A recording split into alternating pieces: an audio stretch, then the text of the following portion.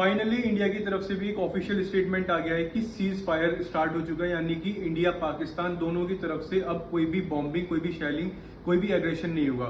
लेकिन यहाँ पर एक गौर करने वाली बात यह है कि इंडिया ने बोला है कि any future terror attack on the soil of India will be treated as an act of war. अब ये एक्ट ऑफ वॉर का मतलब क्या है? एक्ट ऑफ वॉर कहीं पर भी डिफाइंड नहीं है, लेकिन एक बेसिक अंडरस्टैंडिंग है। जब भी कोई एक फॉरेन टेरिटरी से कोई भी एग्रेशन होता है, मिलिट्री का यूज होता है, या कोई भी बॉम्बिंग, शेलिंग, कोई भी एग्रेशन होता है दूसरी कंट्री पे, इसको हम एक्ट ऑफ वॉर मानते हैं। और जिस कंट्री के ऊपर ये होता है वो अपने ढंग से, अपने तरीके से, सीरियस वे में और एक एग्रेसिव वे में इसको रिटेलिएट कर सकता है। अब बात आती है कि इस वॉर के बाद इंडिया जीती है या पाकिस्तान। मेरे हिसाब से यहाँ पर इंडिया जीती है, क्योंकि पाकिस्तान एक ऐसा देश है जिसने हमेशा डिसएग्री करा है कि उसने कभी भी टेररिज्म को पनाह नहीं दी है।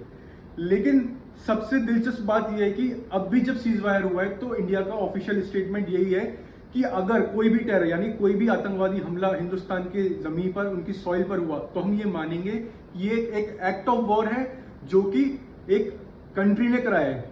इनडायरेक्टली ये पाकिस्तान को संदेश दिया गया है कि अगर फिर से कोई भी आतंकी हमला हुआ तो हम ये मानेंगे कि ये हमला आपकी तरफ से हुआ है। और जो स्टार्टिंग में डिसएग्री कर रहा था पाकिस्तान, अल्टीमेटली उसी पर आकर इंडिया ने सीज फायर कराए। तो कहीं ना कहीं ये हिंदुस्तान की जीत है।